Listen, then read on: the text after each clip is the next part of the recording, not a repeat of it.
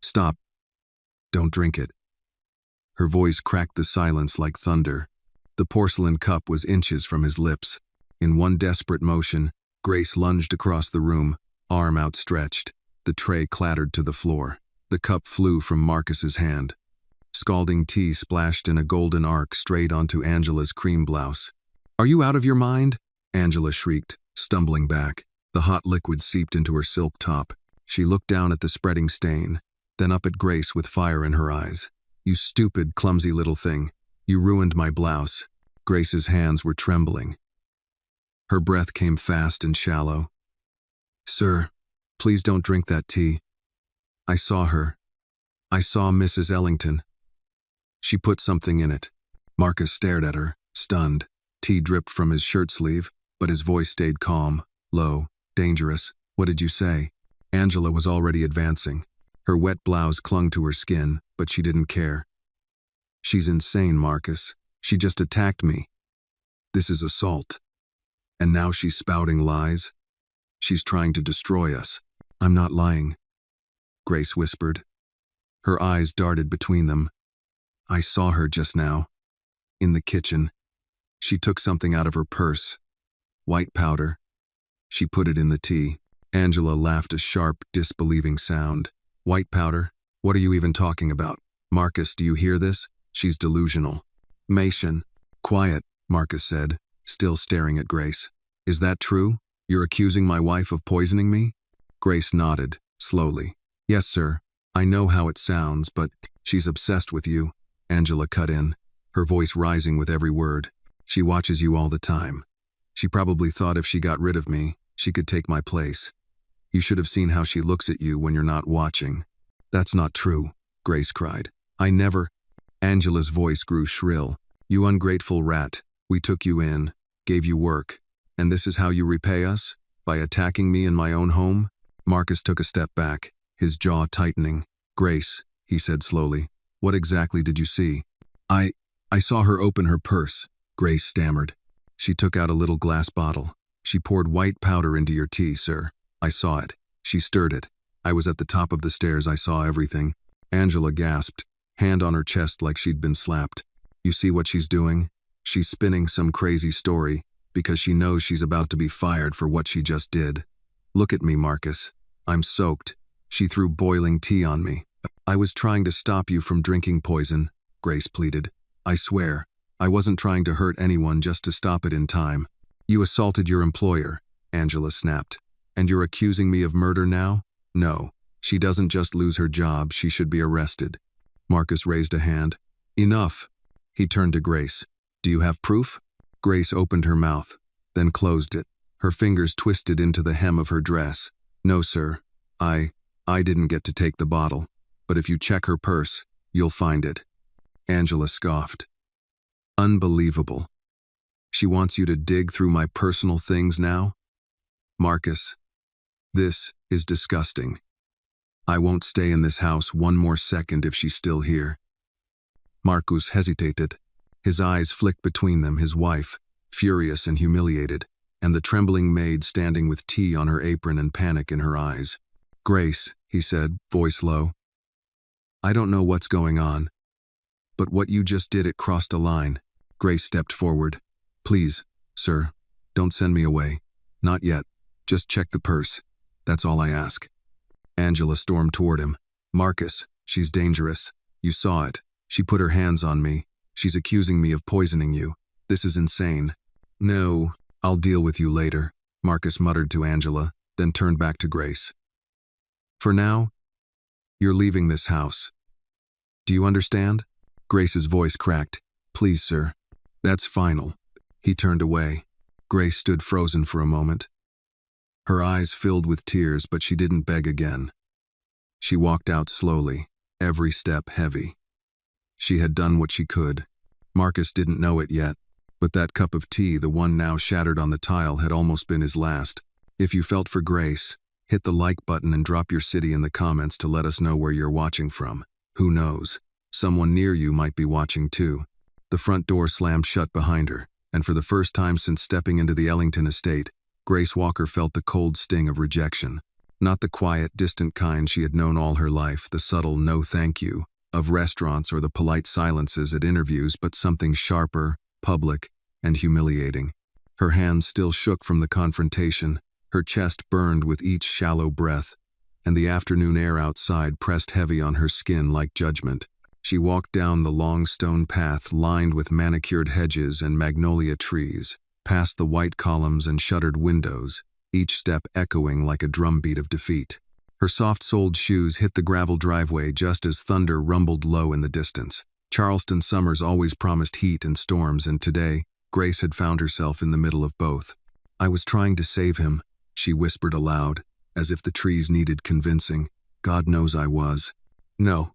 She had no place to go, no car, just a canvas bag with her ID, a few dollars, and a photo of her mother folded neatly inside a plastic sleeve.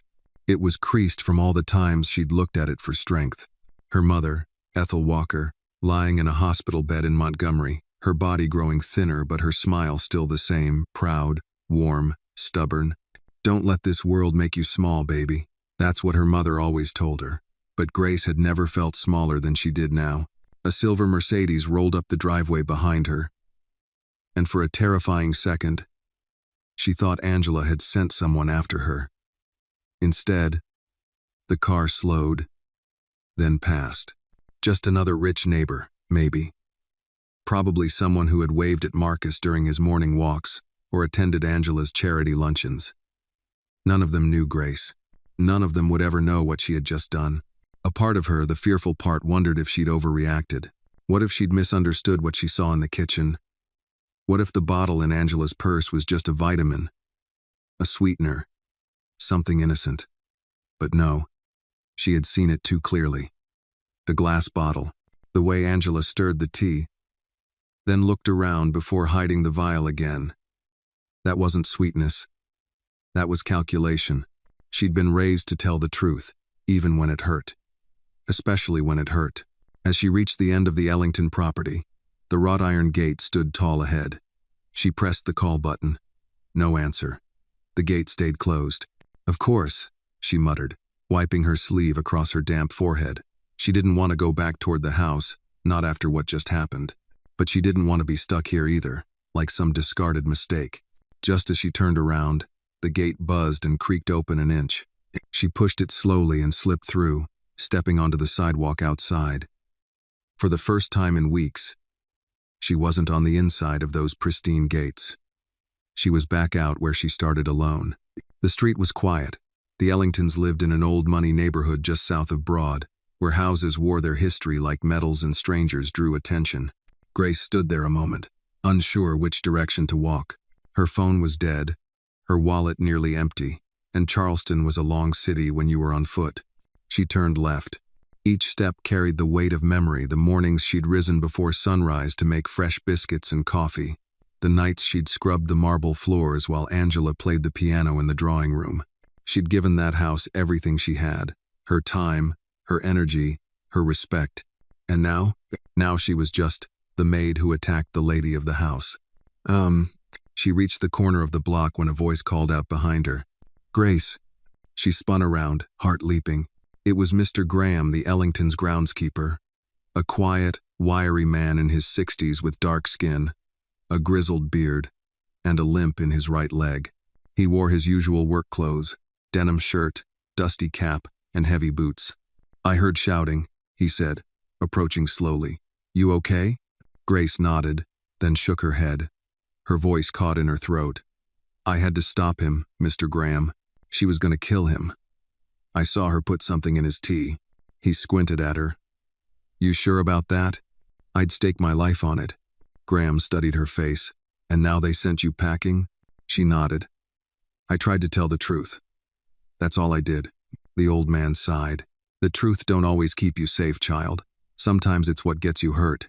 Grace looked down, her hand still trembling. "So what am I supposed to do? Let him die?" "No," Graham said, soft but firm. "You did what was right, and don't you forget it. Whether or not they believe you, that's on them." She blinked back tears. "What if he never finds out the truth?" Graham reached into his back pocket and pulled out an old flip phone. "You got somewhere to stay?" "No." Then call this number. Miss Thelma. Runs a boarding house near East Bay. Tell her I sent you. She'll give you a bed for cheap." Grace took the number with shaking hands. "Thank you." "My." He nodded once, then glanced back toward the Ellington mansion. "That house has more secrets than windows, girl. And trust me, it's got a lot of windows." She gave a faint smile, the first since the incident. "I believe it." Graham turned to walk back toward the estate. "Be careful out here. You got heart. Don't let nobody steal that from you." Grace stood there a moment longer, holding the scrap of paper like a lifeline. She wasn't finished yet. She didn't know how, but she was going to make sure Marcus Ellington lived long enough to see the lie unravel and maybe, just maybe, thank the woman who had tried to save him. Marcus Ellington lay awake long after midnight, staring at the ceiling of the master bedroom. The lightning outside Charleston's humid skies flickered through the curtains, throwing pale flashes across the room. Beside him, Angela slept with her usual perfect stillness, not a breath out of place. Her silk nightgown clung to her, still faintly stained from the tea she'd sworn was an accident. But Marcus couldn't stop replaying the moment the cup flew from his hand, the look in Grace's eyes, wide with terror, pleading, almost certain he was about to die. He had seen fear before, in corporate emergencies, market crashes, once even in a hostage negotiation when one of his banks was robbed, but he had never seen fear like the fear in Grace Walker's eyes. It was too real, too raw to be theatrics. Still, the woman had thrown hot tea on Angela. That wasn't nothing. He rolled onto his side and exhaled loudly, rubbing his temple. "Can't sleep?" Angela murmured without turning. "No." She shifted slightly, but her voice held no warmth. "You should. You've had a long day." Marcus didn't answer. He wasn't sure if he could speak without saying something he'd regret.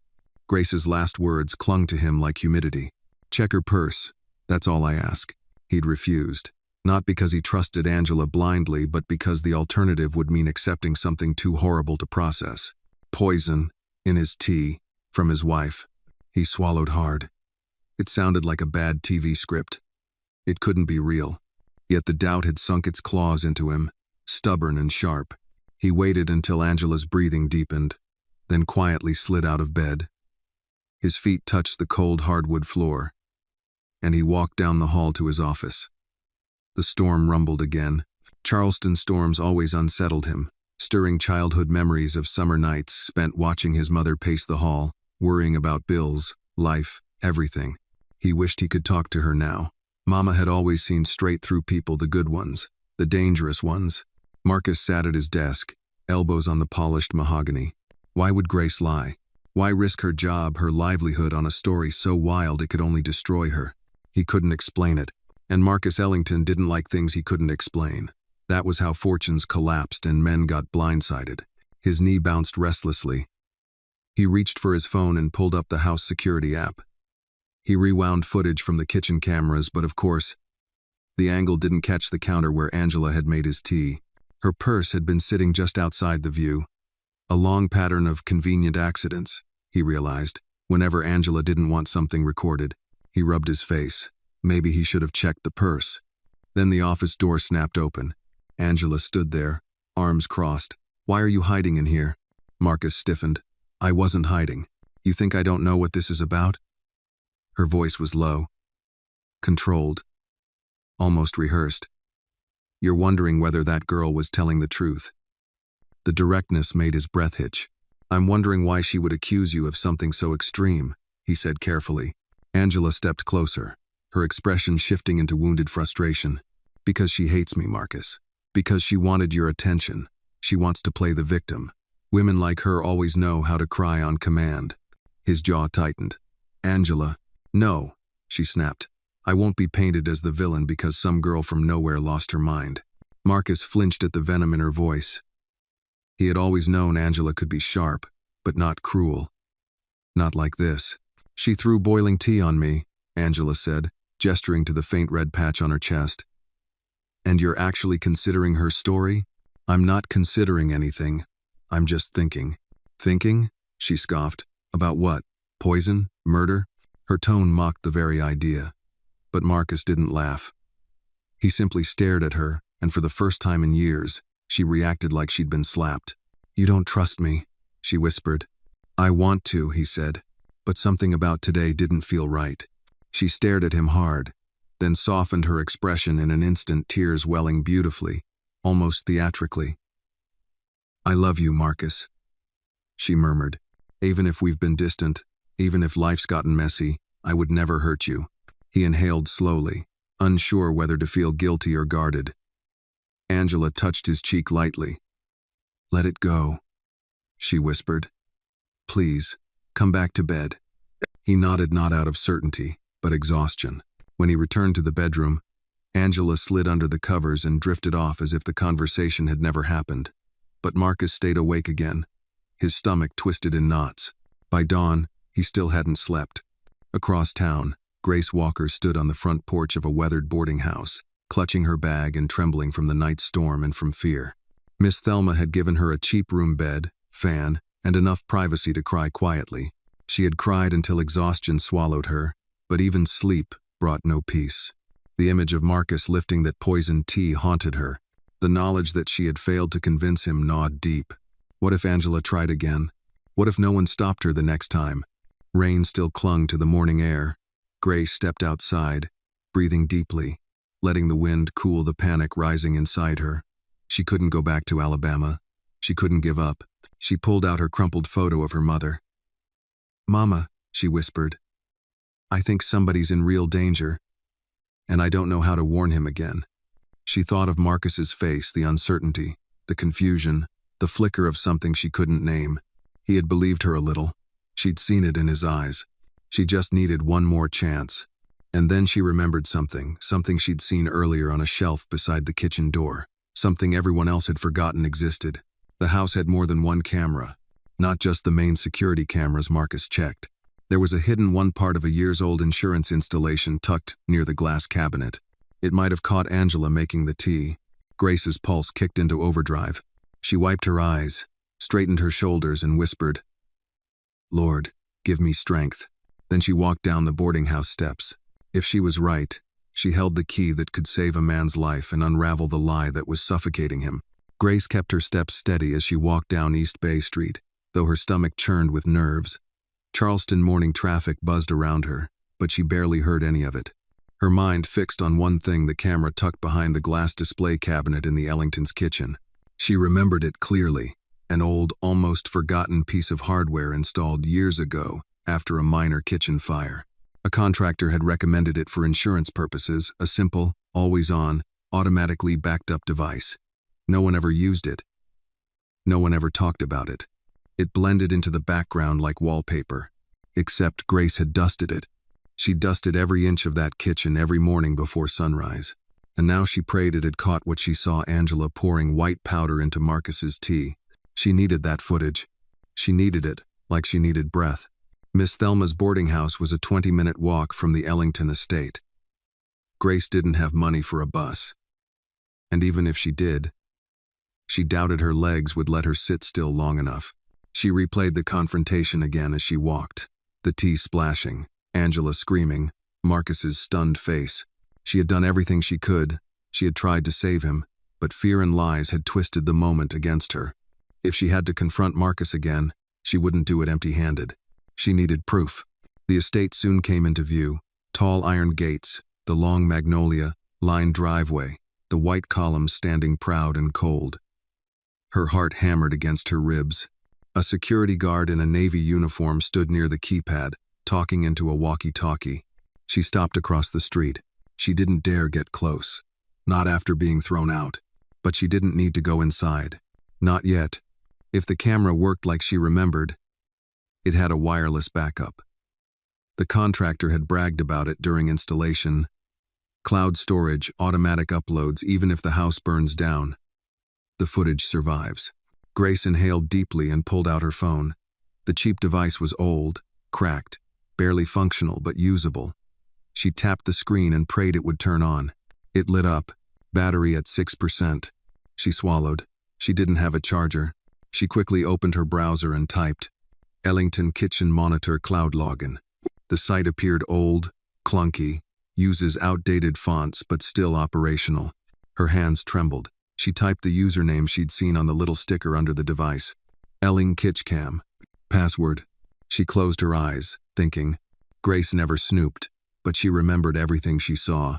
Angela used the same password for nearly everything she'd seen it when Angela told her to order groceries online. Magnolia 7. She typed it in. Held her breath. The page loaded. A video file list appeared. Timestamps for the last 72 hours lined the screen. A tear slipped down Grace's cheek. She clicked the footage from yesterday afternoon the moment Angela had made the tea. The video played. There was the counter. There was the kettle. There was Angela elegant, perfect posture reaching into her purse. Grace's breath hitched. The screen showed it clearly. Angela pulled out a small glass vial, opened it, tilted it over the teacup. White powder slid out. She stirred it. She looked around. Then she hid the bottle back in her purse.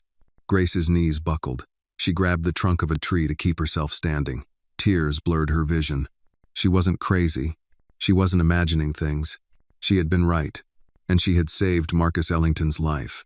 Her phone beeped 3% battery. She frantically clicked, download. The bar moved slowly. Biffinger E. Biffinger R. Biffinger Woo. Hurry, she whispered. Please, Lord, let it finish. The progress bar inched along, painfully slow. She looked at the guard still talking, not paying attention. Biffinger T. Biffinger Joe. Biffinger Shi. The phone dimmed low battery warning. Hair pulse skyrocketed. Come on, come on.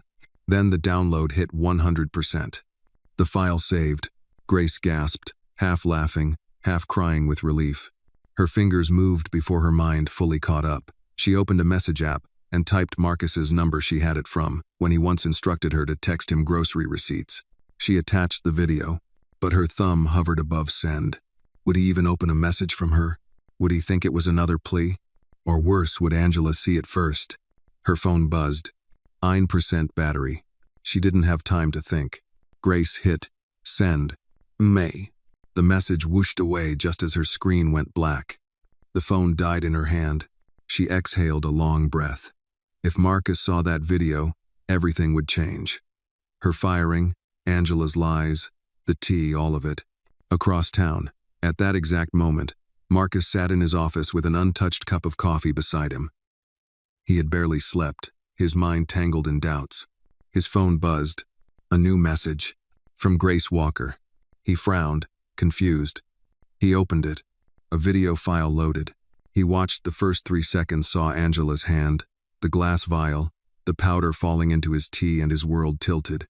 He stood so quickly his chair slammed into the bookshelf behind him. Dear God, he whispered. Across the room, the office door opened. Angela stood there, smiling faintly, holding 2 fresh cups of tea on a tray. Thought you might need something warm, she said sweetly. Marcus stared at the cups, then at her, then back at the cups. His hand curled into a fist. Angela, he said slowly, his voice cold as winter. We need to talk. Marcus didn't move at first. He stood behind his desk, fingers pressed into the polished wood, eyes fixed on the 2 steaming cups Angela carried so gracefully into his office. His heartbeat thudded in his ears, a slow, heavy drum that shook the edges of his composure. Angela set the tray down. Chamomile, she said with a soft smile. Your favorite. Thought it might help you relax after everything. Relax. Relax, when he had just watched a video of his wife lacing his drink with poison. The contrast, her warm voice, the fragrant steam curling upward, the delicate clink of porcelain made the truth even sharper, even sicker. He'd shared 10 years with this woman, and yet he had never seen her clearly until now. Marcus? Angela tilted her head. Are you all right? You look pale. He didn't answer. He simply stared at the cups. It was astonishing how something so harmless-looking could suddenly feel like a loaded gun. Angela reached for one of the cups to hand it to him. Drink before it cools. Don't. His voice came out harsher than he intended. He stepped back. Angela blinked. What's wrong? Put it down. His tone was cold, measured the voice he used in boardrooms, when someone tried to outmaneuver him. Angela hesitated, then slowly placed the cup back onto the tray. Marcus, what's going on? He reached into his pocket with trembling fingers and pulled out his phone. You want to know what's going on? He asked quietly. Watch this. He tapped the screen and turned it toward her. Angela's face paled instantly. She froze as the footage played, her hand reaching into her purse. The vial. The powder slipping into the tea. The slow stir. The furtive glance around. Everything laid bare. Time seemed to stretch between them. Angela's lips parted. Marcus, that's not what it looks like. He laughed, a short, broken sound. Really? Then tell me what it looks like. She swallowed, taking a careful step toward him. Marcus, listen to me. That's a supplement. A herbal additive. I wanted to help you sleep. You've been so stressed. I didn't want to worry you. A supplement. Marcus's voice dropped to a near whisper. You put it in my tea without telling me. And you hid it in your purse. I didn't heed. You stirred it. His voice cracked. You made sure it dissolved. You looked around to see if anyone was watching. Angela, for God's sake. Do not insult my intelligence. Angela's expression shifted, fear first, then calculation, then something sharp. So that little maid has been spying on me. Marcus felt his temper ignite. She saved my life. Angela scoffed. Saved your life? Marcus. She attacked me. She threw boiling tea on me. Because she thought I was about to die, he snapped. And you believe her? Angela's voice rose, trembling more from fury than fear. You believe a nobody over your own wife? I believe what I saw, he said. And what exactly did you see? She demanded. A shaky video from a camera I didn't even know existed? Who knows what she edited, what she added? She didn't edit anything, Marcus cut in. She didn't even have electricity where she grew up. That girl couldn't fake a spreadsheet, much less a video file. Angela's jaw tightened. So you've chosen her side? No, he said quietly. I've chosen the truth. Angela stared at him, breathing hard. Then her face transformed, a slow, cold hardening, like ice taking shape. You always were weak, she murmured. The words struck him like a slap. All these years, she continued, her voice low. Do you think I didn't see how desperate you were to keep me happy? How easy it was to manipulate you? You think I loved you? She shook her head, a smile stretching thin and dangerous. I loved the money, the mansion, the status. You were a means to an end, Marcus. A wallet with a heartbeat. He closed his eyes briefly, the kind of pain that didn't scream, but sank, deep and poisonous. When he opened them again, his expression was carved from stone. I want you out of this house, he said. Now. Angela laughed. This house is half mine. No, he said. Nothing is half yours. I made you sign a prenup, remember? You begged me to tear it up. I didn't. Her face went stark white. You have nothing, he said softly, except the clothes in your closet. Angela lunged toward the video on his phone. Give me that. Marcus jerked it away. Don't touch me. Angela looked unhinged now, her composure cracking like cheap porcelain. You will regret this, she hissed. You think you know what I'm capable of? You have no idea. Marcus stared at her without blinking. Neither do you. Then he stepped aside, pointing to the door. Leave, he said. Get out of my sight. Angela held his gaze for a long moment, chest rising and falling sharply. Then she turned and stormed out of the office, heels pounding against the hardwood floor. The moment she disappeared down the hall, Marcus collapsed into his chair, hands shaking wildly. The image of the tea, that quiet, deadly cup, hovered in his mind like a ghost. God, he whispered, she really tried to kill me. His phone buzzed again. A text from Grace. Sir, please be careful. She may try again. I'm not leaving Charleston until I'm sure you're safe. Marcus dropped his forehead into his hands. She had risked everything for him. He'd kicked her out anyway. And she still worried about him more than the woman he'd married. He stood abruptly and grabbed his car keys. He had to find Grace Walker. He needed to talk to her. He needed answers, and he needed the truth from her own trembling voice. And perhaps, more than anything, he needed to say something he'd never imagined he would owe a maid. I'm sorry. Grace sat at the small desk in her boarding house room, watching the final ray of sun stretch across the peeling wallpaper. The chair creaked under her weight. She hadn't moved for an hour, not since sending that video and watching her phone die in her hands.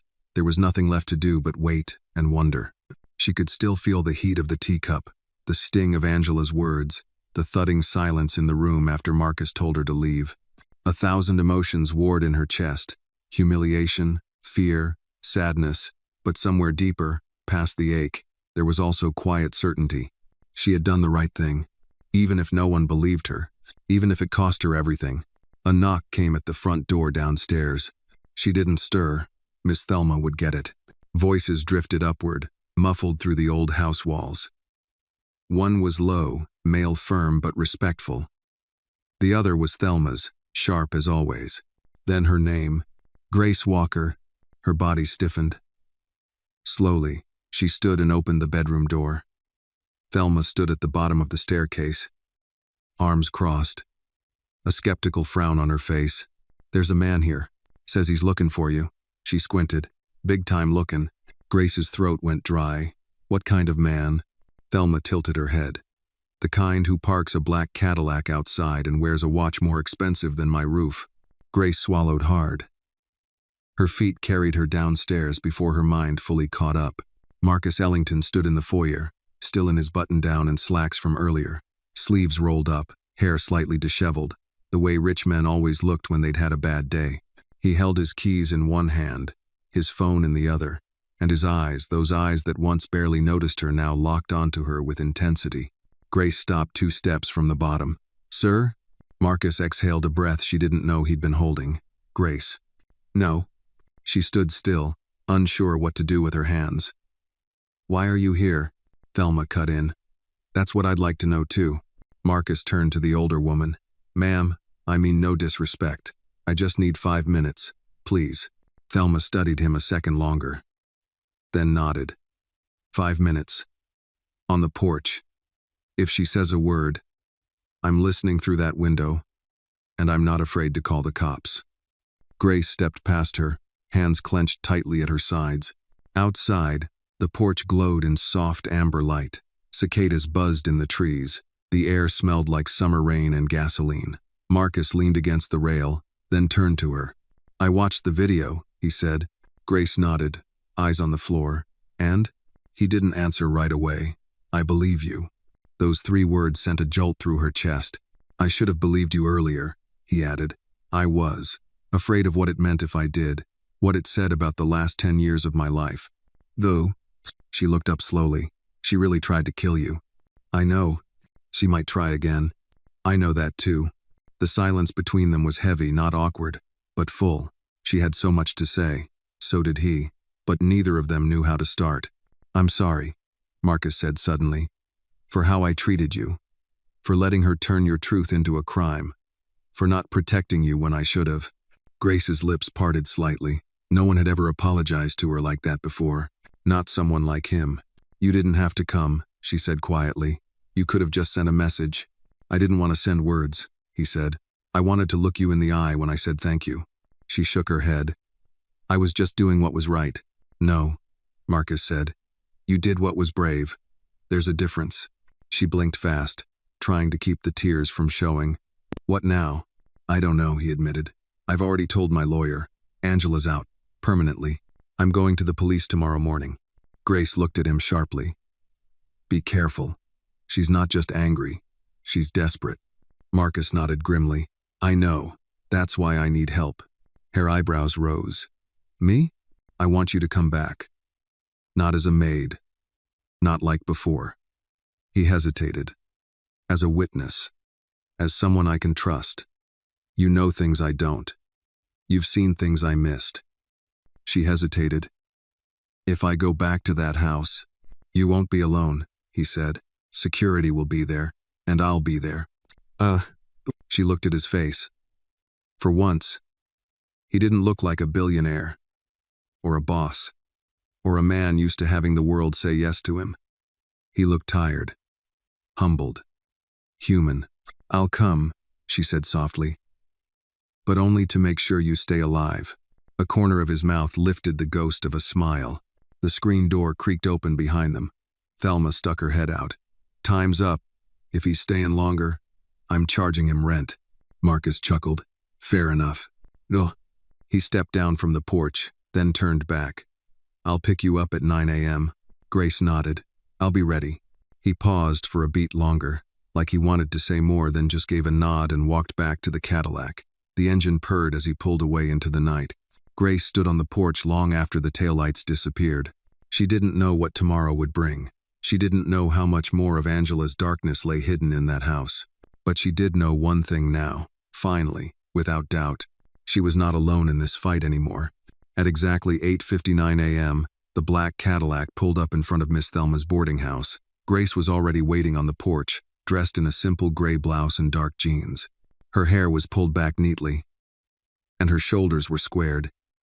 She looked calm, composed, but inside, her heart beat a nervous rhythm she couldn't silence. Marcus stepped out of the car and opened the passenger door himself. "Morning," he said gently. "Morning," she replied, climbing in without hesitation. The ride back to the Ellington estate was quiet for the first few minutes. Charleston rolled by outside the window's oak-lined streets, joggers on sidewalks, sunlight shimmering on brick walls still damp from last night's rain. Grace clasped her hands in her lap, breathing slowly, steadying herself for what lay ahead. Marcus finally broke the silence. "The security team arrived early this morning. I gave them copies of the footage. One of my attorneys is drafting the restraining order against Angela now. She's not legally allowed within 500 feet of the property." Grace nodded but said nothing. "She called 6 times last night," Marcus added. "I didn't answer. She left voicemails. The first 3 were full of apologies. The next 3, not so much." Grace glanced over. "She's not going to stop just because you cut her off." "I know." His jaw tightened. "That's why I need to get ahead of her. I need to understand what else she's done, what I've missed." Grace turned to him fully. "Do you really want to know? Because once you do, there's no going back to the version of her you thought you loved." "I already can't go back," he said simply. They pulled into the long drive. The mansion stood exactly as it had when Grace left it, but it somehow looked colder now. The windows no longer shined. The hedges seemed less manicured. Maybe it was just her imagination. Or maybe the truth had changed the way everything looked. 2 men in suits stood by the front door. Security. Clearly. One gave Marcus a respectful nod, then stepped aside to let them in. The scent of lemon oil and polish greeted Grace like a ghost from her past. Her eyes darted instinctively to the kitchen door. She could still hear the crash of the teacup, still feel the heat splashing up her arms. Marcus led her through the foyer and into his office, now cleared of personal effects. On the desk sat a slim silver laptop, already open, with several files displayed. "I had the tech team pull footage from the other cameras too," he said. "Turns out Angela had a pattern. She always made my drinks herself. Always when the cameras weren't aimed, except for that one kitchen cam you remembered." Grace walked slowly around the office. She knew how to avoid being seen. That means she's done this before. Marcus nodded. Maybe not poison every time, but manipulation, gaslighting, isolating me from people who got too close. "You weren't the first employee she had fired." "No," Grace said quietly, "but I might be the last." He looked up at her. "What else should I know?" Grace hesitated. "Do you remember Thomas, the driver who left last fall?" Marcus frowned. "She said he was stealing gas cards." "He wasn't. He caught her meeting someone at the botanical garden during a supposed charity event. I overheard them arguing in the garage the night before he left. She told him he could keep his job if he kept his mouth shut. Next morning, he was gone." Marcus leaned back slowly. "Why didn't you tell me then?" "I didn't think you'd believe me," she said honestly. "I was a maid. She was your wife." He looked down at his hands. "God, I was blind." "No," Grace said softly. "You were surviving." That struck deeper than he expected. A knock came at the door. One of the security men entered. "Sir, your attorney's here. Wants to go over the statement and show you a few financial flags from the last quarter." Marcus stood. "Grace, would you stay? Look through these records. See if anything stands out." She nodded. As the door closed behind him, Grace took a seat at the desk and opened the folder beside the laptop. Invoices, transfer logs, hospital bills, charity disbursements, all carefully typed, filed, and signed. But something about them didn't feel right. She turned a page, then another. Her eyes narrowed. 2 transactions, one listed under a fake vendor, both routed to a private account offshore. Over $200,000 missing, labeled as community medical support. But there were no corresponding records of patients, no receipts from the clinics. Angela had been stealing. Grace's heart pounded. She dug deeper, flipping pages faster, scanning for patterns. And then she found a list of donors from a gala 3 years prior. Their contact information, their pledges, and handwritten notes in the margin. Notes about who could be manipulated, who had affairs, who owed favors. Angela had been keeping files on everyone. The door creaked behind her. She turned. Marcus re-entered, expression stormy. "My lawyer just found over $500,000 in missing funds." "I found some too," Grace said, standing and handing him the sheets. "She used a fake vendor, and she's been collecting dirt on your donors." Marcus took the papers. His face hardened with each word he read. "She didn't just want your money," Grace added. "She wanted leverage." He closed the folder slowly. "She planned all of this. For years." Grace met his eyes. "What do you want to do?" "I want to burn it down," he said, voice low. "Not the house, the lie. The entire web she built." "And me?" He looked at her. "I want you beside me when I do." For the first time since returning, she smiled. "Then let's get to work." Angela Ellington sat alone in the corner booth of a small, upscale cafe tucked just off King Street. Her sunglasses masked her eyes, but the downward tilt of her chin and the barely touched cup of espresso said everything. She was calculating, watching, waiting. She had arrived before the cafe opened and bribed the hostess for privacy. Now she sipped bitterness and burned with fury. He had thrown her out. Marcus, the man who once worshipped the ground she walked on. She clenched her jaw. It wasn't supposed to go this way.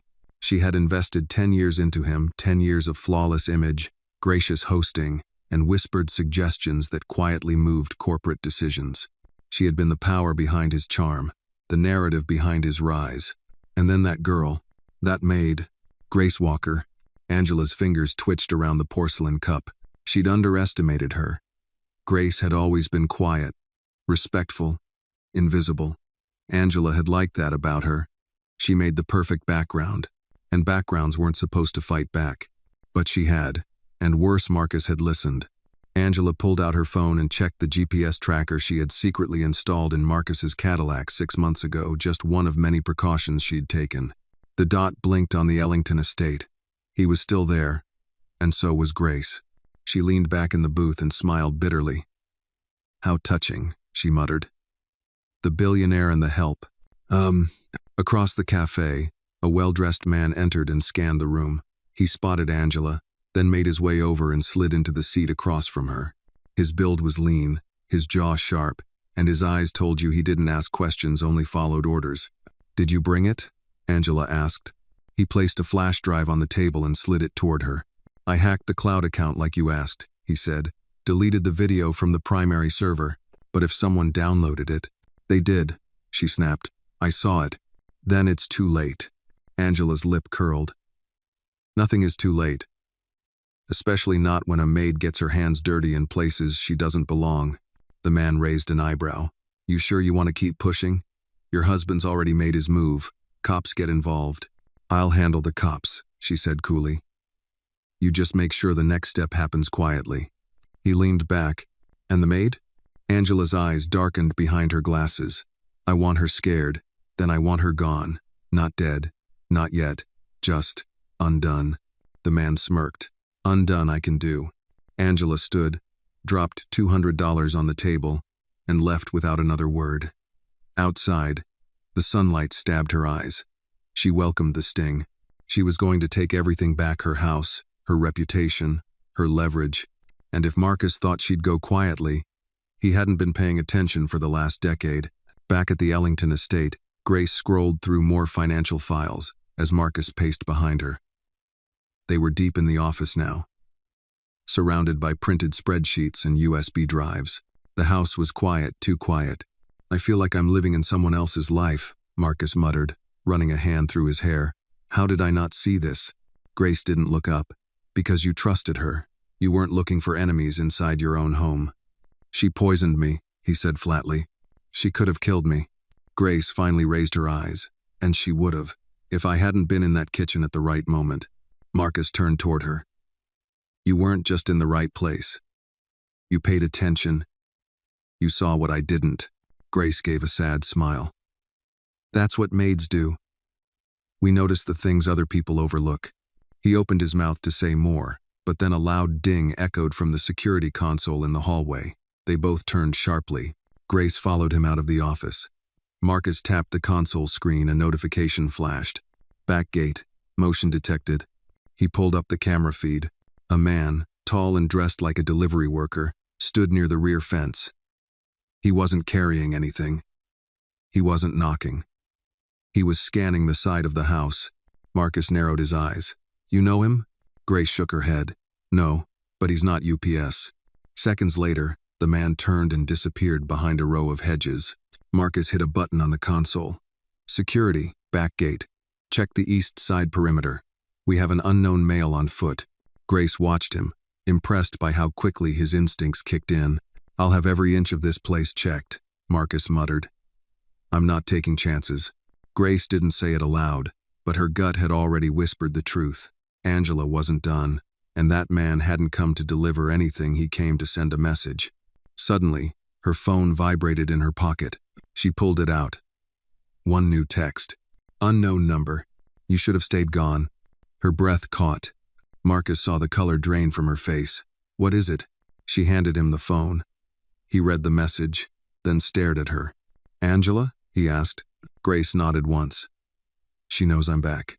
He set her phone down gently. You're not safe here alone. Grace lifted her chin. I wasn't safe anywhere, sir. But that's never stopped me before. He almost smiled, then stopped. I'm doubling security. You'll stay here tonight. Guest room. Protected. No argument. Grace nodded, but quietly added, Sir, she's not just angry. She's strategic. She'll aim at your business, your friends, your name. I know. She's not afraid to ruin you if it means she wins. He met her gaze. Then let her come.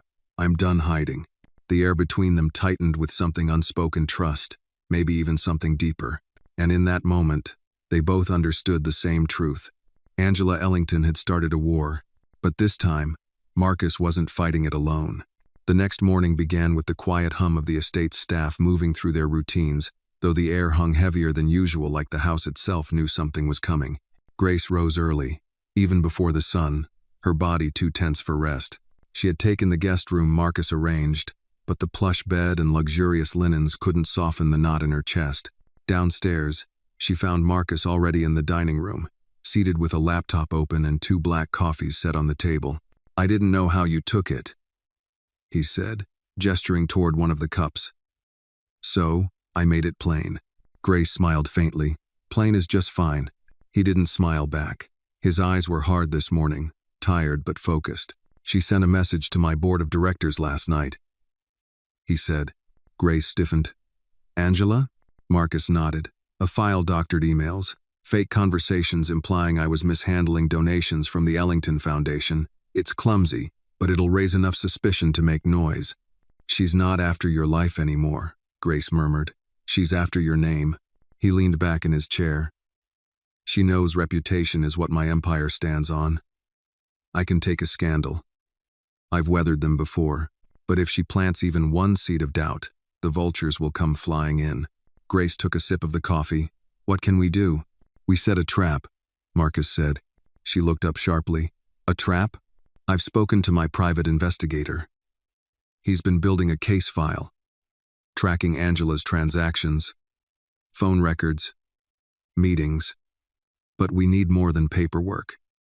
We need her caught in the act. Or at least caught trying to strike. Grace listened intently as Marcus laid it out. The plan was bold, maybe even reckless. He would pretend to let his guard down, show signs of distress in public, and leak that Grace was no longer at the estate. It would bait Angela into making a move either to get close to him again, or to manipulate him, while he was vulnerable. And what's my role? Grace asked. You stay, he said, but hidden, protected. You'll have access to every security feed in the house. If she shows her face or sends anyone else, we'll catch it. If she sends another message, another threat, we track it. Grace hesitated. And if she tries something worse? Marcus didn't blink. Then we'll be ready. By late afternoon, the trap was in motion. Marcus made a very public appearance downtown. He attended a meeting with the mayor's staff just long enough for the press to snap pictures of him looking worn, distracted, not his usual sharp self. On cue, a carefully worded anonymous tip appeared on a local gossip blog that Marcus Ellington had suffered a nervous breakdown and sent his new assistant back to Georgia. Back at the estate, Grace watched the pieces move from the security room, an upgraded wing of the house Marcus had sealed off and staffed with 2 off-duty police officers. The cameras covered every entrance, every hallway, every blind spot Angela had once used. Grace clicked through the feeds, her eyes scanning for shadows. And then, at 5:47 p.m., the gate camera buzzed. A black delivery van pulled up. No logos, no company name. The intercom clicked. "Package for Mr. Ellington." A voice said mail, neutral, bored. One of the security men checked the registry. "No delivery scheduled today." "Must be a surprise then," the driver replied. Marcus, already back from his outing, stood behind the monitors with Grace. He gave a single nod. "Let it in." The gate opened. The van crept up the driveway and stopped near the side garage. The driver stepped out, baseball cap, mirrored sunglasses, gloves. He carried no box, no clipboard. Marcus narrowed his eyes. "Get ready." Grace stared at the man as he walked toward the front steps. Something about his gait was too slow, too deliberate. The man looked straight at the hidden porch camera, as if he knew it was there, then reached into his jacket. "Stop him," Marcus barked. Before the man could move further, 2 officers emerged from the side entrance, guns drawn. "Hands where we can see them. Now." The man froze. From the security room, Grace watched, her breath caught. One of the officers frisked him and pulled out a thin manila envelope from his jacket. Marcus turned to the monitor, furious. "What is it?" The officer opened the envelope. Inside, photographs. Private ones. Of Marcus. Of Grace. Of the 2 of them in the kitchen. Her handing him a coffee. Him smiling at her. They were harmless moments, but printed. Enlarged. Taken out of context, they suddenly looked intimate. Alongside the photos was a typed note. "This is just the beginning. She'll ruin you too. Let her go while you still can." Marcus clenched his fists. Grace looked away, ashamed. "She's trying to make it look like she's trying to turn decency into scandal," Marcus said. "And she's still watching us." The driver was arrested on the spot for trespassing and suspicion of harassment. The officers assured Marcus they'd dig into his identity. But the message had already landed. Angela knew the cameras were watching. She knew the guards were posted. She didn't care. She was telling them out loud and without fear that she wasn't done. "She wants to ruin everything," Marcus whispered, "and she's not afraid of getting caught." "No, she's showing her desperation," Grace said. "It's only a matter of time before she slips." Marcus turned to her. "Then we have to be ready when she does.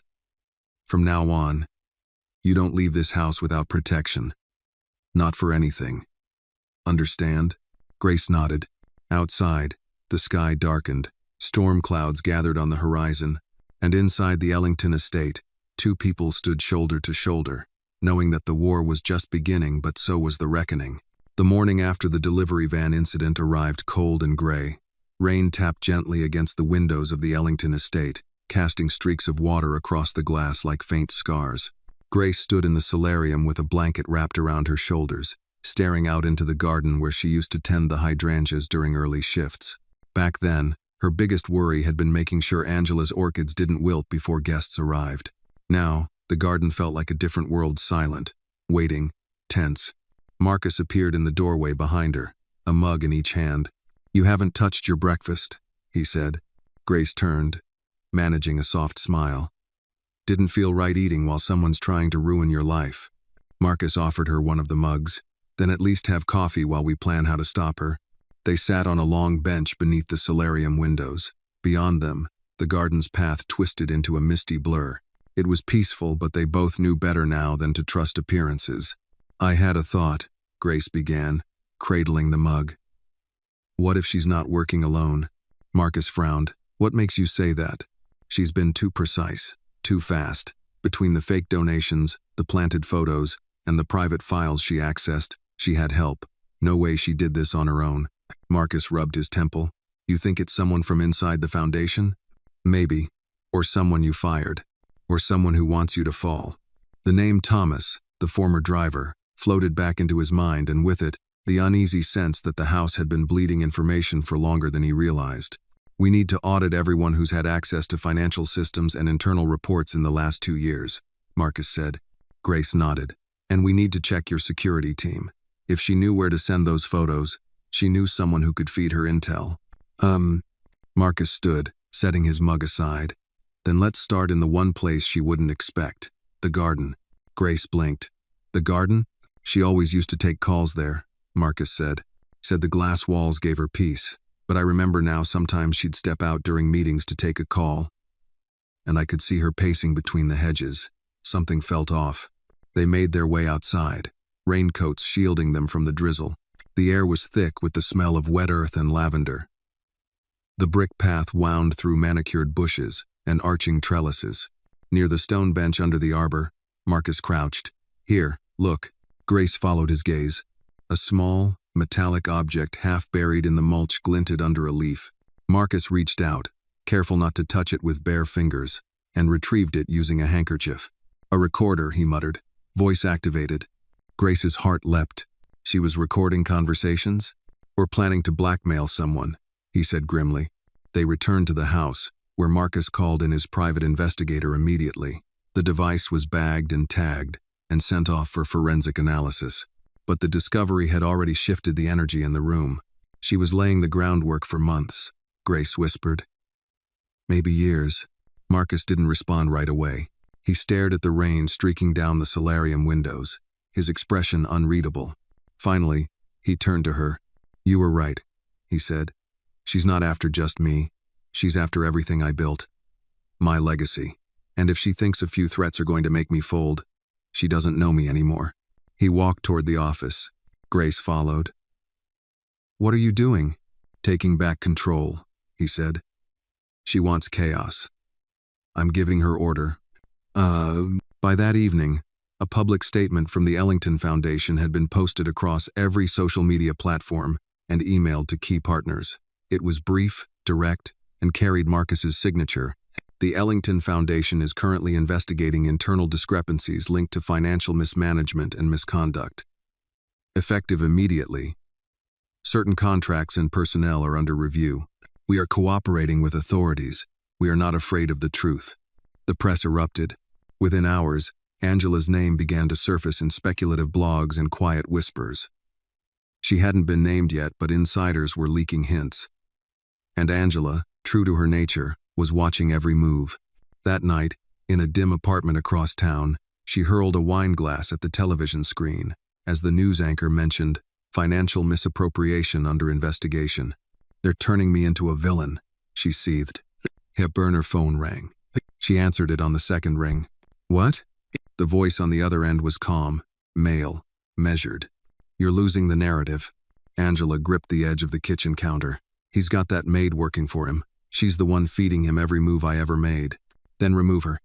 I can't, she snapped. He's watching her like she's the crown jewels. I can't get near her. The man paused. Then you'll need to make her come to you. Angela's eyes narrowed. How? People like her. They carry guilt, he said. Find the right pressure point, and you won't have to pull her in. She'll walk right into your hands. Angela exhaled slowly. I have just the thing. Back at the estate, Grace prepared for bed, the house eerily quiet. Rain still fell softly outside. As she turned down the sheets, her phone buzzed. One message. No number. Just a photo. It was her mother's nursing home. A shot taken from outside, through a fence. Blurry but unmistakable. Grace's breath caught. Then another message followed. Accidents happen. Sleep tight. Her fingers trembled. She sank onto the bed, heart pounding. Angela had found her weakness. And the war had just gotten personal. Grace didn't sleep that night. She sat in the armchair by the window of the guest room, still in her clothes, the curtains drawn halfway to let the moonlight spill across the carpet. In her hands, her phone lay cold and still, but its last message burned through her like wildfire. Her mother, her only family. Angela had found her. Rain tapped gently against the windows, but inside, Grace's mind was a storm. She knew Angela was capable of malice, but threatening an elderly woman in a care facility was a new level of depravity. This wasn't just about Marcus anymore. It wasn't even about power. This was personal. This was war. At 4:12 a.m., unable to sit any longer, she slipped quietly down the stairs. The estate was silent except for the low hum of appliances and the occasional creak of old floorboards. She moved like a shadow, barefoot, careful not to disturb anyone. But someone was already awake. The light was on in Marcus's office. She hesitated at the doorway. Inside, Marcus sat behind the desk, glasses on, scrolling through emails, files, and legal memos. He looked exhausted, his shirt sleeves rolled up, tie loosened. The weight of everything clung to him like wet fabric. She knocked gently on the frame. He looked up. "Can't sleep either?" Grace stepped in. "No." Marcus stood. "Something's wrong. I can see it in your face." She walked in slowly, closed the door behind her, then held out her phone. He took it and read the message. His jaw clenched. "Jesus, she knows about my mother," Grace said quietly. "And she's not just watching. She's threatening." Marcus walked to the window, then turned back, face thunderous. "I'll have 2 men stationed at the facility by morning. She won't touch her." Grace folded her arms. "I don't want protection. I want this ended." Marcus looked at her for a long moment. "You're not wrong, but we're close. I have enough to press charges, enough to file suit, maybe enough to get her locked up. Maybe. She's clever, Grace. Her fingerprints aren't on anything directly yet. Every wire transfer, every document, every threat, all through proxies. Grace paced the office, energy crackling off her. "Then we need to draw her out. For real this time. Not just bait her into a delivery stunt." He raised an eyebrow. "You want to be the bait?" "I already am," she snapped. "So let's use it." Marcus' voice softened. "Grace. No, listen to me." She stepped closer. "If she thinks I'm scared, if she believes I'm willing to trade silence for safety, then she'll show herself. She always thinks she's the smartest person in the room. She'll want to witness the moment I break." Marcus considered it. "She'll try to meet you," he said. "Not send someone else." "Exactly. It's risky." Grace held his gaze. "She threatened my mother. I'm not sitting still." He nodded slowly. "Then we control the setting. Somewhere neutral. Monitored. Somewhere she won't expect surveillance." Grace narrowed her eyes. "What about her favorite cafe? The one off King Street. She used to meet her friends there in secret." Marcus smirked. "She always thought she owned that place. Then let's make her feel like she still does." 2 days later, the trap was set again, this time with real teeth. Grace sat alone in a corner booth of the cafe, dressed simply but carefully, her posture rigid, her eyes scanning. The waitress had been instructed to leave her alone. The surrounding tables were filled with plainclothes security personnel. Every angle was covered. On the table in front of her was a small envelope, slightly worn. Inside were copies of the forged documents, the fake donor logs, and a single photo of the garden recorder. A simple message had been sent to Angela's private inbox that morning. "I'm tired. We need to talk. I don't want to fight. Come alone. You win. GW." At precisely 1-2S, Angela arrived. She wore a silk scarf, oversized glasses, and the smile of someone who believed she was already victorious. She sat down across from Grace without a word, casually placing her designer purse on the table. "Well," Angela said smoothly, removing her glasses, "you finally came to your senses." Grace met her eyes. "I'm here for my mother." Angela tilted her head. "You poor thing. Still so dramatic." Grace opened the envelope and slid it across the table. Angela didn't even glance at it. "You're wasting your time. Marcus may be buying this story now, but the media won't. And once the scandal hits, there's no scandal if I don't speak." Grace interrupted, voice calm. "I walk away. You stay clean. My mother stays safe."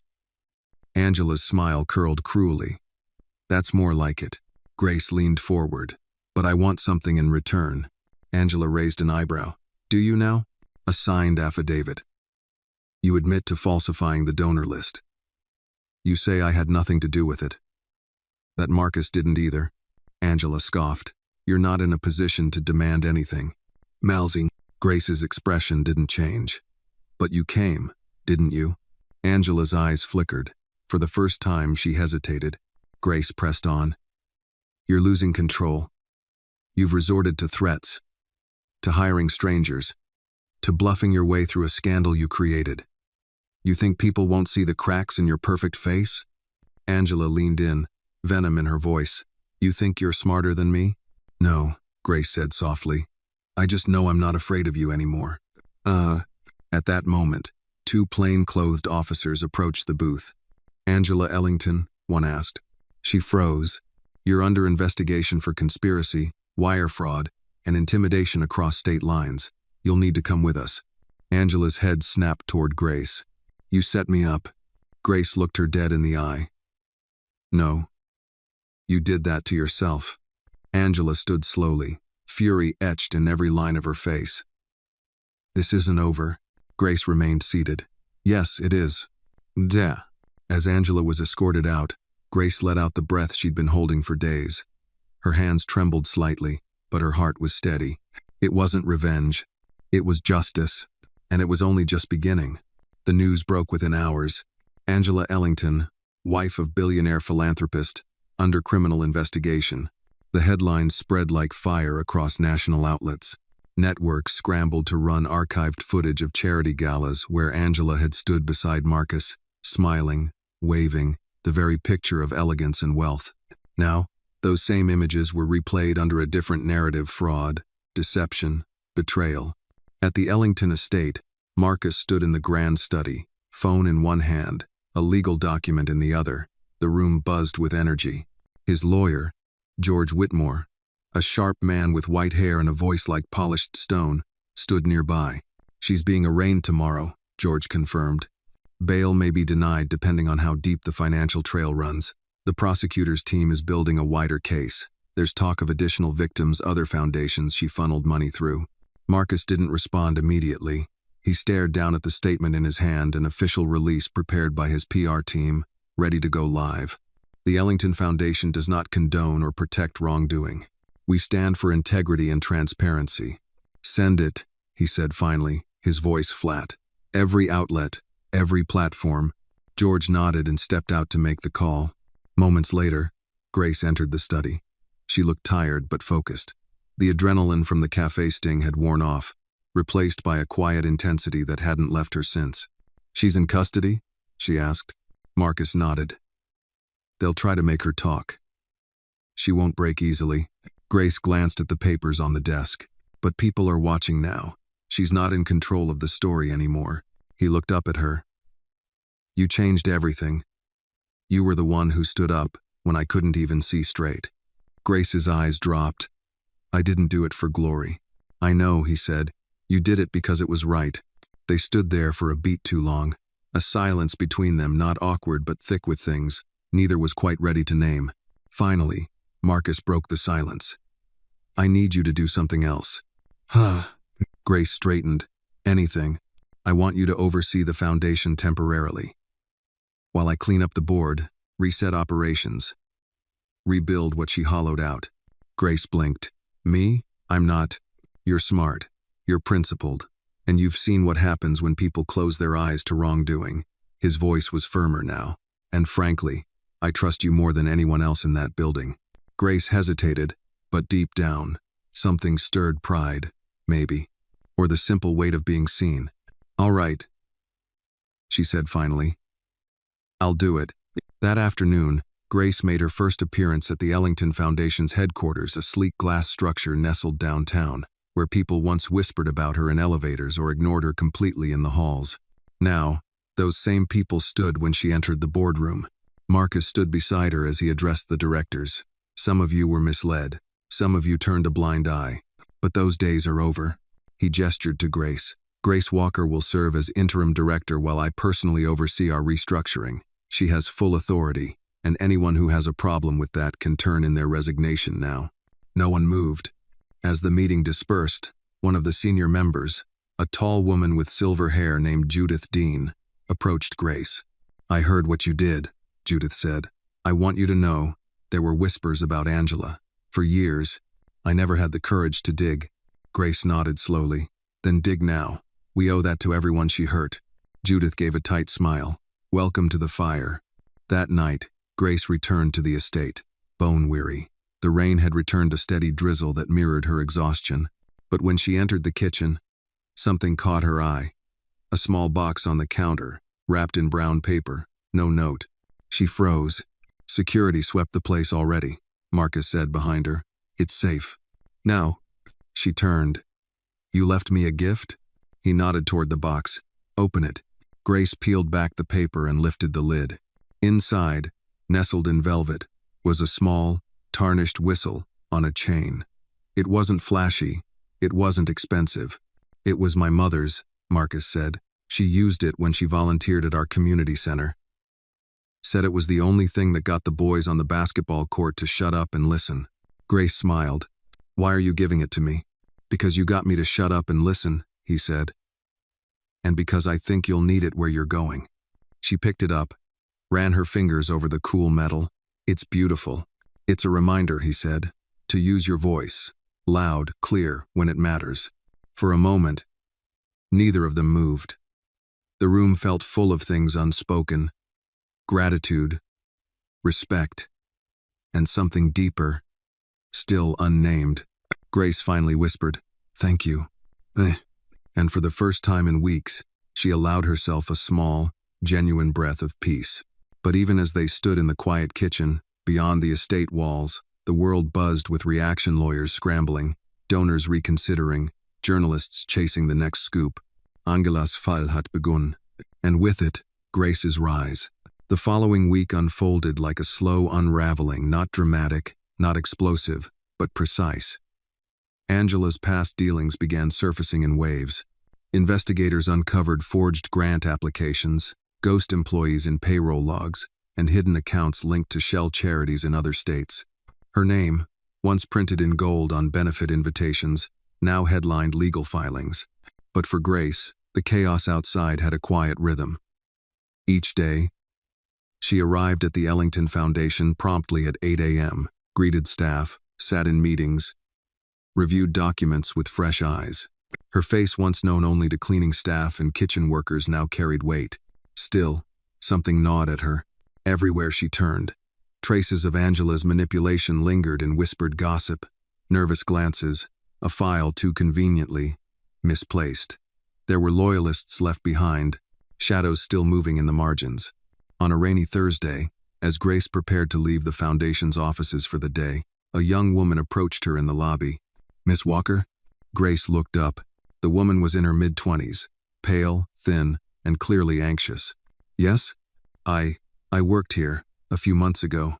My name's Lily Burns. I was in donor coordination." Grace searched her memory. Faintly, she remembered a quiet girl with shy eyes and a trembling voice. "I wanted to talk to you."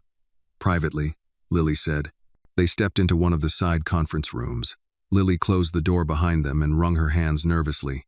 "I was let go 3 months ago," she began. "Angela said it was due to budget cuts, but I think it was because I asked questions." "About what?" Grace asked. "About a donation," Lily said, "from a tech firm in Austin. The money came in $300,000, but it was never logged into our internal tracking. When I asked accounting, they said they never saw it." Grace's stomach turned. "Do you have proof?" "I printed the original email chain. I kept it. I don't know why. Maybe I thought someone would need it." "Nah." Lily opened her purse and handed Grace a folded envelope. Inside were printed emails from the donor's firm, their wire confirmation, the Foundation's initial acknowledgement, and then silence. No bank receipt, no internal allocation, no trace. "This is the kind of evidence we needed," Grace whispered. "You're brave for keeping it." Lily bit her lip. "Angela threatened me, said I was too emotional to work in a high-pressure office. I've been scared to come forward." "No, you did the right thing." Lily nodded, tears welling in her eyes. Thank you for standing up to her. I thought I was the only one who saw what she really was. You weren't, Grace said gently. You were just one of the first to say something. That night, Grace sat in the library of the Ellington estate with Marcus, the documents spread out before them. Rain pattered against the skylight above, a steady drumbeat to their focus. This is big, Marcus murmured. That money disappeared into one of Angela's shadow charities. I recognized the bank routing code. It links to the Denver account we flagged last week. He looked at Grace. If we can tie these together with her signature, it's over. No more deniability. Grace nodded. Then we need more. More people like Lily. More paper trails. Marcus leaned back, his fingers steepled.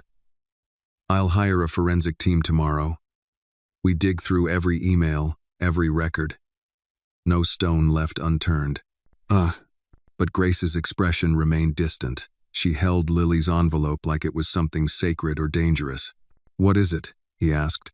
She hesitated. When I was 16, I watched my uncle get fired from a job at the city sanitation department. He blew the whistle on faulty equipment. Thought people would listen. What happened? They didn't. They blackballed him. He ended up working nights at a gas station. Marcus's face tightened. I've always been scared that telling the truth means losing everything, Grace continued. But this week, I realized, staying quiet is worse. You didn't stay quiet, he said. You stood up, and people are following. Grace looked up at him. It doesn't feel heroic. It feels terrifying. He gave a tired smile. That's how you know it matters. They sat in silence for a while, the kind that doesn't need filling. Outside, the rain softened.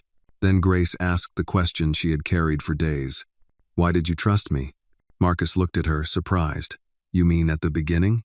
She nodded. He exhaled slowly. Because you didn't try to impress me. Everyone else does. They bend, flatter, manipulate. You just saw things. You cared. And when you saw something wrong, you didn't flinch. Grace looked down. I didn't think anyone noticed. I did, Marcus said, and now the whole world will. The next morning, the Foundation's security team flagged an anomaly, an email sent from Angela's old executive account. The address had been shut down after her arrest, but the message had slipped through a secondary filter. It was a single line, sent to 3 board members. Don't let her take what I built. She's the virus, not me. Attached was a blurry photo Grace, standing in the Foundation office, holding a file, her expression unreadable. Marcus read the message in the conference room and turned to Grace. She's trying to poison the well on her way down. Grace nodded. Let her try. I'm not afraid anymore. She'll get bail eventually, he said. And when she does, she'll run her mouth. Grace's eyes were steady. Then we better make sure the truth is louder than her lies. Marcus leaned in. We're not just cleaning up. We're rebuilding. This foundation, this house, us from the ground up. No secrets. No. Grace smiled faintly. Then I'll start by saying this. I'm not going anywhere. Neither did he. The war wasn't over, but the tide had turned. And for the first time in a long time, the future looked like something worth protecting. By sunrise, Angela Ellington's mugshot was plastered across morning news broadcasts and social media feeds. The sleek designer scarves and diamond earrings had been traded for an orange jumpsuit and hollowed eyes. Her once impeccable poise was replaced by the vacant stare of someone who'd spent the night in a cold cell with only regret for company. But Angela wasn't a woman who folded easily. From her holding cell in the downtown detention center, she gave a statement through her attorney, polished, vague, but strategic. Mrs. Ellington maintains her innocence and believes she is being targeted by individuals seeking to dismantle her legacy out of jealousy and political motives. The story hit hard. Some believed her, others didn't, but the line had been drawn. The court of public opinion was officially in session. Inside the Ellington estate, Marcus stood by the kitchen island, reading a news article aloud. She's claiming you manipulated me to climb the social ladder, that you seduced your way into my life. Across from him, Grace poured coffee, unshaken. Of course she is. It's easier than admitting she lost control. He studied her for a long beat. This doesn't rattle you? I've been a black woman long enough to know how fast people twist the story, Grace said. setting the pot down, especially when the villain wears pearls and the hero mops the floor. Marcus's expression hardened. We won't let this stand. Grace held up a hand. We don't fight fire with more fire. Not yet. The world is watching. We show them the truth. Slowly, clearly. Let them draw their own conclusions. Marcus didn't respond right away. His respect for her had deepened into something heavier, something that sat just behind his eyes now, unspoken but ever present. Later that day, the Ellington Foundation hosted a press conference. Not a glamorous event, no red carpets or champagne, but a raw, transparent update streamed from the foundation's atrium. With Marcus and Grace seated side by side. Grace spoke first. I came to this foundation through the back door, she said, her voice firm. As a maid. As a woman some folks didn't look twice at. But I stayed because I believed in what this organization could do, and I stand here now not to accuse, but to correct. She laid out the facts, the misappropriated funds, the threats, the messages.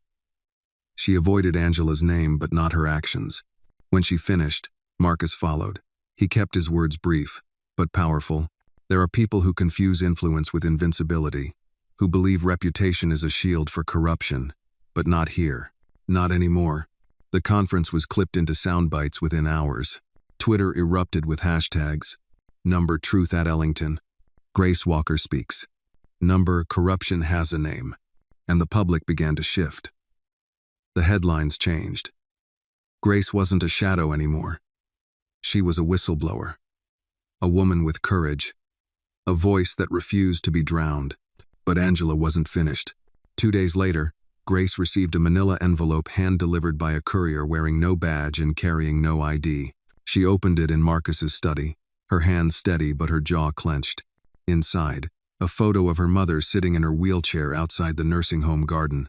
The same photo from before, only now, scrawled across it in red marker, the words, "Still watching." Grace closed her eyes. Marcus watched her from the corner. She's getting desperate. She still has someone on the outside, Grace said. She's sending a message. That she can touch what I love. Marcus stepped forward. Let me increase security. She doesn't want security. She wants fear. Then we won't give it to her. That evening, Marcus met with his private investigator, a grizzled former FBI agent named Victor Marlowe, who had been tracking Angela's digital footprint since the first forged document surfaced.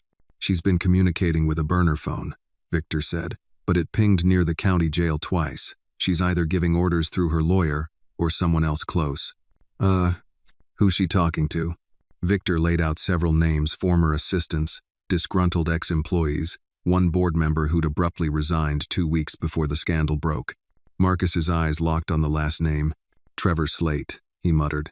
I hired him 2 years ago. He was Angela's recommendation. Victor nodded. That's your leak. Marcus stared at the ceiling. Then we smoke him out. Victor smirked. Already done. Ugh. The next morning, just as the office opened, Trevor Slate arrived at the foundation like any other day. He was intercepted in the lobby by 2 men in suits, not police, but federal investigators.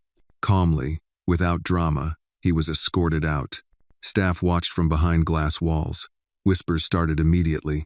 And Grace? She stood on the mezzanine level above, watching it all unfold with her arms crossed. Angela's empire wasn't just falling, it was caving in on itself, brick by brick. Back at the estate, Grace found Marcus by the piano, staring at a family photo, one of the few that hadn't been taken down in the wake of the scandal. Your father? She asked. Marcus nodded. He built everything with his hands. Every dime. He always said, the test of a man isn't how much he builds, but what he does when it starts to fall. Grace sat beside him. You passed, she said. He looked at her. I only passed because of you. They sat together for a long time. No declarations. No need. Just a silent understanding that something deeper than survival had bound them. They weren't just rebuilding a foundation. They were building something else too, something even stronger. The storm finally broke on a Friday morning, not with thunder or rain, but with a call. Grace was in the middle of reviewing foundation security protocols when her phone buzzed. Unknown number. She hesitated, thumb hovering over the screen. Instinct told her to ignore it. She answered anyway. Grace Walker? A woman's voice asked, calm, clipped. with the faint hum of fluorescent lights in the background. Yes, who is this? I'm Deputy Warden Isabel Hart, County Detention Facility. I'm calling to inform you that inmate Angela Ellington has been placed under observation for an attempted altercation with another detainee. Grace's heart didn't race, it slowed, like her body was preparing itself. Is she hurt? She asked. No, but she made several threatening comments during the incident. Your name was mentioned more than once. Grace swallowed. What exactly did she say?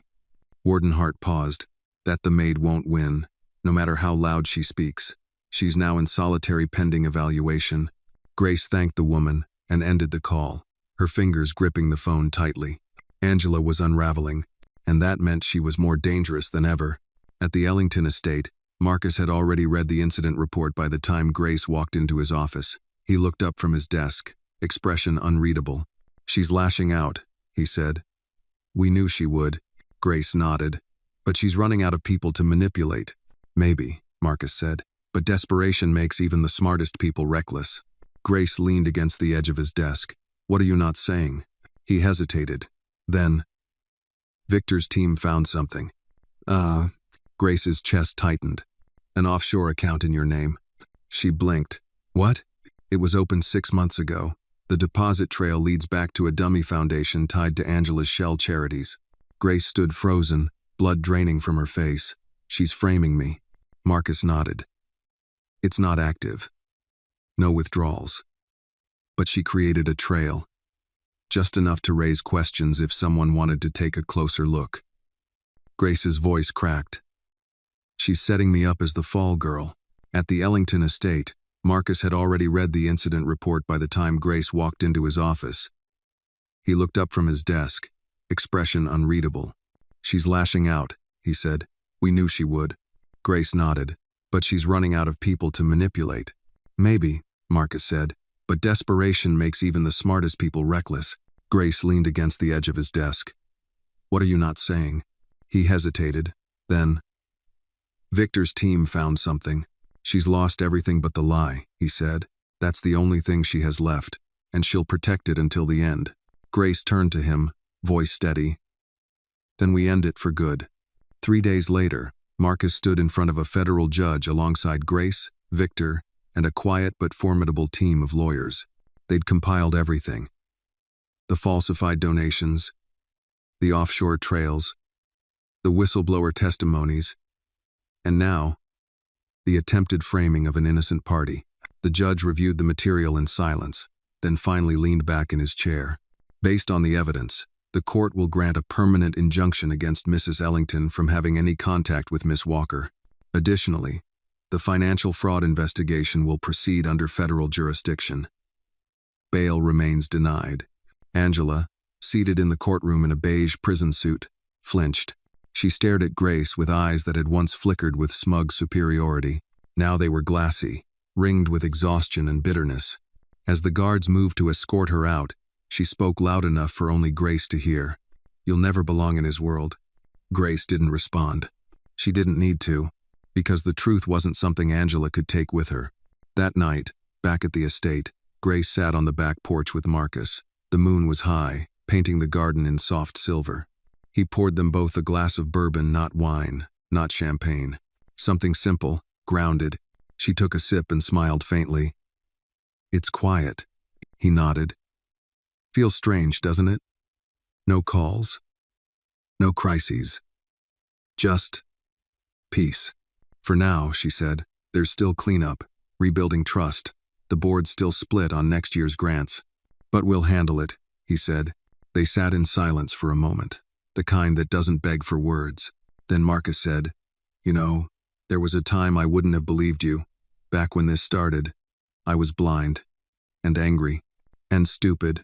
You weren't stupid, Grace said softly. You were betrayed. I almost threw you out, he said, because you ruined a cup of tea.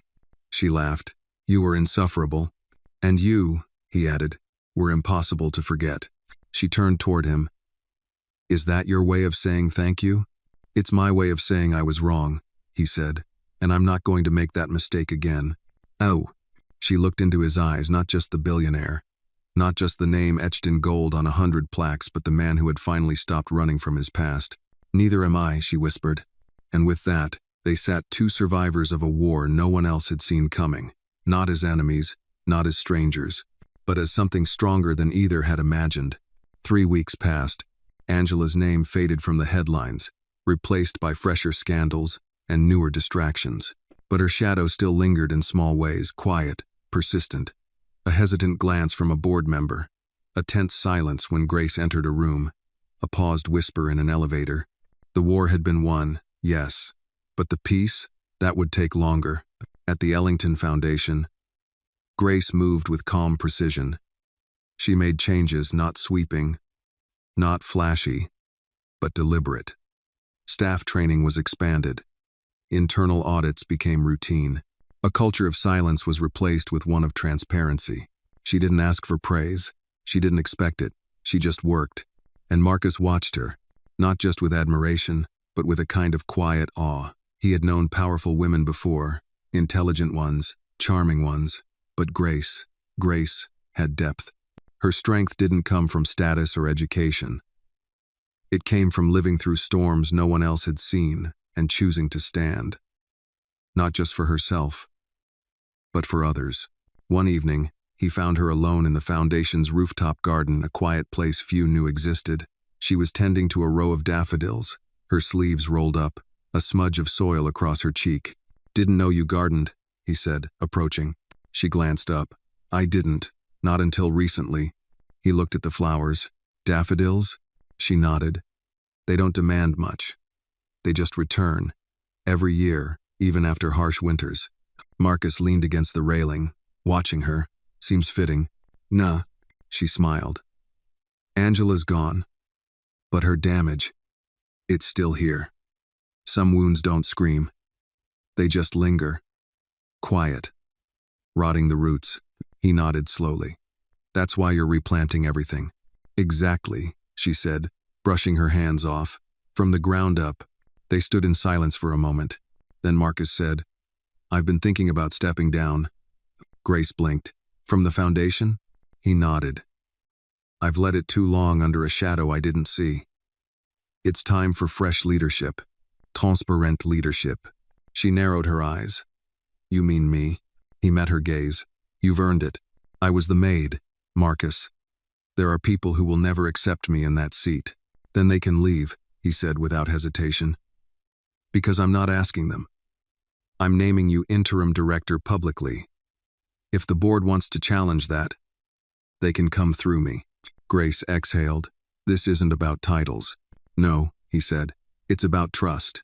And you're the only one I trust with this legacy." She looked away, eyes misted. "I'm not ready," she said quietly. "You said that before," Marcus replied. "And then you walked straight into the fire." The announcement came the following Monday. In a live-streamed address from the Foundation's main hall, Marcus stood before the cameras and introduced Grace as the acting executive director. He didn't sugarcoat her background. He didn't spin her story. He told the truth. She came to us not from a boardroom, but from a back hallway. She saw what others missed. She stood when others stayed silent. And because of her, we are rebuilding, stronger than ever. When Grace stepped to the podium, she looked not at the cameras, but at the faces, the skeptical ones, the hopeful ones, the ones unsure of what this moment meant. "I don't stand here because I wanted power," she said. "I stand here because I wanted truth. And you're the only one I trust with this legacy." She looked away, eyes misted. "I'm not ready," she said quietly. "You said that before," Marcus replied. "And then you walked straight into the fire." The announcement came the following Monday. In a live-streamed address from the Foundation's main hall, Marcus stood before the cameras and introduced Grace as the acting executive director. He didn't sugarcoat her background. He didn't spin her story. He told the truth. "Mama, I need to tell you something." Her mother's eyes twinkled. "You finally told that man how you feel?" Grace flushed. "No, I mean, not yet." Her mother gave her a knowing smile. "He looks at you like your daddy used to look at me. Like he's waiting for permission to breathe." Grace shook her head, laughing. "You never stop, do you?" Her mother squeezed her hand gently. "Don't wait too long, baby. Some men are worth trusting if they've been through the fire. Me. Grace looked down at the daffodils. Maybe she was right. That night, Marcus waited for her on the porch. He stood under the soft glow of the sconces, a tumbler of bourbon in his hand. "You're quiet," he said as she joined him. She sat beside him. "I keep thinking it's all going to fall apart." "It won't," he said, "because it's not just built on good intentions anymore. It's built on truth." She looked at him. "That's the second time you've said that today." "Huh. Because I believe it," he said. Then, after a pause, "And because I believe in you." The air between them shifted not suddenly, but certainly. Grace looked at him. "There's still so much to fix." "There always will be," he said, "but maybe you don't have to fix it alone." He reached for her hand, and this time, she didn't pull away. Not from him, not from the future. Grace stood in front of the long mahogany table in the Ellington Foundation's executive boardroom, the same room where, not long ago, she was told to serve coffee, not opinions. Now, she stood at the head of the table. 12 board members sat in polished leather chairs, their expressions a mixture of curiosity, skepticism, and caution. Judith Dean, the silver-haired senior board member, gave Grace a small nod of encouragement. "I know what you're thinking," Grace began, voice steady, "that this is symbolic, that this is a gesture, that I'm a figurehead, here to satisfy some PR narrative." She let the silence settle. "You're wrong." She walked slowly to the projector, clicking the first slide. It showed a series of redacted checks, linked to Angela's fake charities. "This is why I'm here. Because we let this go unnoticed for too long. Because we let friendship blur accountability. Because too many people assumed power means honesty." "La." She clicked again this time. "Donor letters with missing financial records. You think it's uncomfortable to have me in this seat? Good. It should be uncomfortable. That's how we grow." One man at the far end, an older donor who had barely concealed his disdain, leaned forward. "So what's your plan, Director Walker?" Grace didn't blink. "Full forensic review of all grant recipients from the last 3 fiscal years, a whistleblower channel with legal protection, and a 90-day audit rotation that no one, not even the CEO, can bypass." A murmur passed through the room. "And if we don't approve?" another board member challenged. Grace looked him dead in the eye. "Then you'll explain to our donors why we kept the door open for another Angela Ellington." No one spoke. Judith smiled faintly. "Motion to approve her plan?" Judith said. A hand went up. Then another. 8, 9, 10. Unanimous. And just like that, the room that once ignored her now listened, because she hadn't asked for the seat. She'd earned it. Later that day, Grace stepped out onto the sidewalk outside the foundation, the autumn sun warm against her face. She clutched a folder of signed resolutions in her hand, each signature a quiet victory. A car pulled up to the curb, Marcus at the wheel. "You drive yourself now?" she asked, amused. "I fired my driver," he said. "He always listened to talk radio too loud." She climbed in. "Where are we going?" she asked. "You'll see." He drove in silence, not rushed, not anxious, just present. They passed downtown, then took a winding road into the hills, where the city skyline faded behind trees and open sky. Finally, they reached a quiet overlook. Marcus parked. Grace stepped out slowly. Below them, the valley stretched wide and golden, dotted with rooftops, fields, and the long, winding river that divided the city like a scar healed over. "I used to come here with my dad," Marcus said, "when deals went south. When he thought the world was closing in, he'd just sit, watch the river. He'd say, 'Son, sometimes you've got to get higher to see the current.'" Grace stood beside him. "He sounds like a good man." "He wasn't always," Marcus said softly, "but he tried, every day." "Nye." He turned to her. "I haven't asked you yet." She raised an eyebrow. "Asked me what?" "To stay." Her breath caught. "I mean really stay," he continued. "Not just the foundation, but here, with me." Grace looked away, heart pounding. "You know what they'll say." "I don't care," he said. "They'll call me a gold digger, a charity case, a scandal wrapped in good PR." Marcus reached for her hand. "Let them. They don't know the truth. We do." She hesitated. "I'm not ready," she whispered. "That's okay," he said, stepping closer. "I'm not asking for a promise. I'm asking for a chance." She looked at him, really looked. He wasn't the man who once dismissed her. He wasn't the blind husband who drank whatever his wife handed him without question. He was something else now. And maybe, so was she. She nodded, just once. "All right," she said. "Let's see where the current takes us." That night, at the estate, she found herself alone in the study. The house was quiet, not sterile, but settled. For the first time, she didn't feel like a guest. On the bookshelf, tucked between old journals and memoirs, she found a frame turned face down. She lifted it. It was a photo. Marcus, much younger, standing beside Angela, smiling. Her arm looped through his, her eyes bright with ambition. Grace stared for a moment. Then, slowly, she placed the frame back but not face down. Face up, in full view, not as a shrine to the past, but as proof of what they'd survived. A reminder that even the deepest betrayal doesn't have the final word. Outside, the wind stirred through the garden. The daffodils swayed gently under the moonlight, resilient, unshaken. Like her, the gala returned. Not the way Angela used to do it, not with velvet drapes, caviar, or celebrity musicians flown in from Los Angeles. This one was held outdoors, under strings of warm Edison lights, with long tables, handmade centerpieces, and food catered by a local veteran-owned diner. The donor list was modest, the guest list even more so, but every person there believed in the foundation again, and Grace Walker stood at its center, not behind the curtain in front of it. She wore navy, not black strong, clean lines. No glitter, no silk, just a simple gold pendant around her neck. Marcus stood nearby, quiet but proud, letting her lead. When the time came for her to speak, Grace didn't ascend a platform. She stood on the ground, eye to eye with the crowd. She didn't clear her throat or ask for silence. She simply spoke. "My mother used to say the loudest truth is the one you live, not the one you shout." She paused. "Years ago, I walked into this world with a mop and a paycheck that barely made rent. I wasn't supposed to be here. I wasn't supposed to see what I saw, and I definitely wasn't supposed to say anything about it. There were small nods, murmurs of knowing, but I did, and because I did, others did too. And today, this isn't just a foundation, it's a new beginning." She looked toward Marcus briefly, then back to the crowd.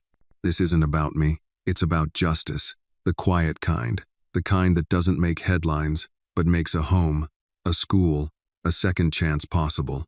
Applause rose, not raucous, but real. As the crowd dispersed into warm conversation and laughter, Marcus joined her under the lights. "You were brilliant," he said, handing her a glass of sparkling water. "I didn't trip," she replied. "That's the bar I set." He smiled. "You could have stood on that table and read the weather forecast, they'd still follow you." She shook her head, sipping. "It's not about being followed. It's about going somewhere worth leading people to." "And where are you going, Miss Walker?" She looked around the gathering. Forward. He stepped closer. "And maybe, with someone?" She looked up at him. "Maybe," she said softly, but slowly. He smiled. "I can do slow." A few days later, Grace sat with her mother in the garden at the care home, watching a pair of children chase each other under the fall leaves. "I saw you on TV," her mother said with pride. "I was terrible," Grace replied. "You were truthful. That's rarer than being good." Grace smiled and adjusted her mother's shawl. "I wish Dad had seen all this." Her mother's voice dropped. "He sees it, from where it counts." There was a pause. "You know," her mother continued, "when you were little, you used to line your dolls up and give speeches to them." Grace laughed. "I did not." "You did. About fairness. About sharing. One time you scolded the teddy bear for taking more cookies than the others." Grace leaned back on the bench, staring at the sky. "I guess I've always hated unfairness." Her mother patted her hand. "Then you chose the right path, even if it cost you." Grace nodded, her expression softening. "It did. But it gave me more than it took." The final report from the investigators arrived the following week. Angela Ellington had been indicted on multiple counts: fraud, obstruction, conspiracy to defraud charitable donors. More charges were likely. Her trial would be long, public, and humiliating. But Grace wouldn't attend. She didn't need to watch Angela fall. She'd already risen. That Friday, Marcus joined her at a new community center ribbon cutting, one of the first projects approved under Grace's leadership, not a vanity project, but a real investment in underserved youth. Inside were computers, books, music programs, and counselors on staff. Grace gave no speech. She handed the scissors to a 1-2-year-old girl who lived across the street. "You do it," she said. The girl's eyes lit up, and with one swift cut, the ribbon snapped and a door opened. Behind them, applause broke out. But Grace looked not at the crowd, or even the building, but at the girl, the way she stood tall after the scissors dropped. That was the point. Not power. Possibility. That night, as the sun dipped behind the hills, Grace and Marcus sat on the porch once more. The air was cooler now. The leaves had turned. Autumn had arrived, honest, unavoidable, beautiful in its change. "I have something for you," Marcus said, reaching into his jacket. Grace arched an eyebrow. "If it's a diamond, I swear I'll throw it in the bushes." He laughed. "It's not." He pulled out a small rectangular box. She opened it. Inside was the whistle. The same old tarnished whistle from his mother, now restored, polished, hanging from a silver chain. "I had it cleaned up," he said, "but it still works." "Do?" Grace smiled, running her fingers over the metal. "Why now?" "Because I want you to remember," he said. "You blew the whistle on something everyone else was too afraid to call out. You did it at the cost of everything. Your job, your peace, your safety." She looked at him, her throat tight. "I want you to wear it. Not to remember her," he added softly, "but to remember you." She nodded, tears in her eyes, and clasped the chain around her neck. In the distance, the wind carried the faint sound of children playing at the new center. "I used to think justice had to be loud," she whispered. "And now?" he asked. She looked at him, eyes clear.